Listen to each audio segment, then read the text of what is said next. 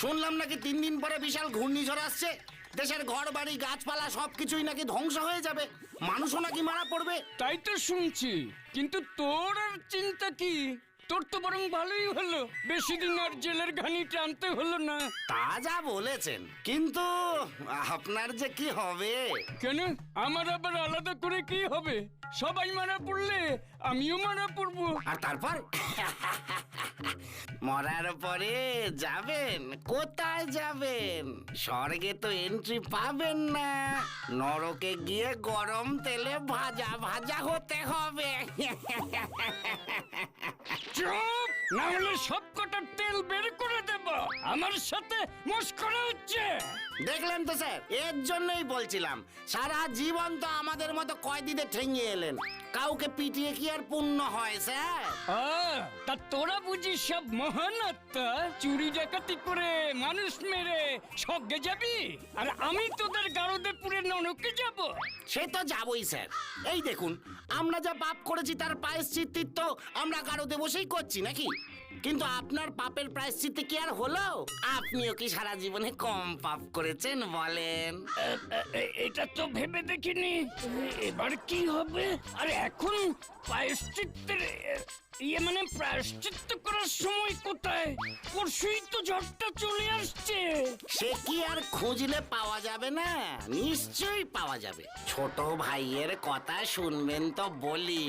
আরে বলো না ভাই, তুমি আজকে না বললে তো আমার মাথাতে এসব কথা আসতোই না।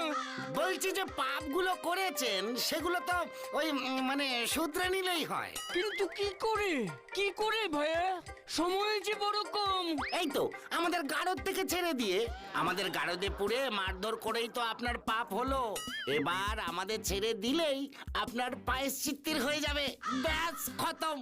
তাছাড়া ঝড়ে সব উড়ে গেলে এই গারদগুলোও কি রক্ষা পাবে ভেবেছেন? তখন তো এমনিতেই ছাড়া পেয়ে যাব। তার থেকে এই সুযোগে কিছু পুণ্য কামিয়ে নিন বরং। ঝড়টা কিন্তু চলে আসছে, সময় কম, যা করার এখুনি করুন। কিন্তু আমার চাকরি? দূর মশাই, কদিন আছে আপনার চাকরি? মাত্র 3 দিন। আর মরার পরে নরকে যে 1000 বছর পচে মরতে হবে তার কি? হ্যাঁ? মানে কথাটা মন্দ বলনি তো। হ্যাঁ স্যার, তাড়াতাড়ি করুন, কেউ চলে এলে আবার প্রবলেম বেড়ে যাবে কিন্তু। পুণ্য হবে বলছিস?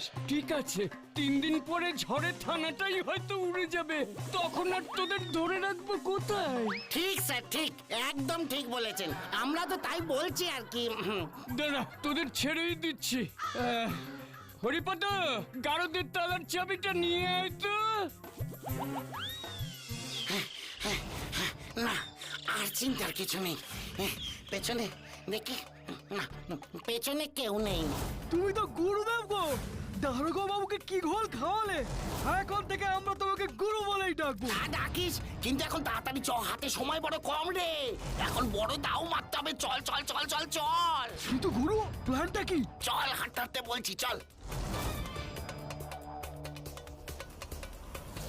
শোন, এই পাড়াতে অনেকগুলো বড় লোকের বাড়ি আছে। এরকম একটা বড় লোকের বাড়ি আজ রাতে পুরো সাফ করে দিতে হবে, বুঝলি? ব্যাস, একদম লালে লাল হয়ে যাবো আমরা। লাল হয়ে লাভটাই বা কি হবে? ঘূর্ণিঝড় তো মরেই যাবো সবাই। আরে দাঁড়া, পুরো প্ল্যানটা তো আগে শোন। আজ রাতে সব লুট করবো আগে, তারপরে দুজনে মিলে প্লেনে করে বিদেশে পালিয়ে যাবো। হ্যাপি প্ল্যান গুরু, হ্যাপি প্ল্যান। কিন্তু এই পাড়ায় সবচেয়ে বড় লোককে সেটা জানবো কি করে গুরু? আরে এটা আবার কোনো বড় ব্যাপার নাকি? কাউকে জিজ্ঞেস করে নেবো খন। দাঁড়া দাঁড়া দাঁড়া দাঁড়া দাঁড়া, ওই ছেলেটাকে জিজ্ঞেস করি। ও ভাই, শুনতে পাচ্ছ? ও ভাই, আমাকে ডাকছেন? এখানে একজনের বাড়ি অনেকক্ষণ ধরে খুঁজছি, কিন্তু কিছুতেই পাচ্ছি না। তুমি একটু বলে দিতে পারবে গো? হ্যাঁ হ্যাঁ, নিশ্চয়ই পারবো। আমি তো এই পাড়াতেই থাকি। তা যার বাড়ি খুঁজছেন সেই ভদ্রলোকের নাম কি? কি জানো, বেশ নামটা একটা কি জানো বলেছিল। মানে একেবারে মানে কিছুতেই মনে পড়ছে না, একেবারে ভুলে গেছি। সে কি, নাম না জানলে বলবো কি করে? ঠিকানা ফিকানা কিছু আছে? মানে সেসব তো নেই। মানে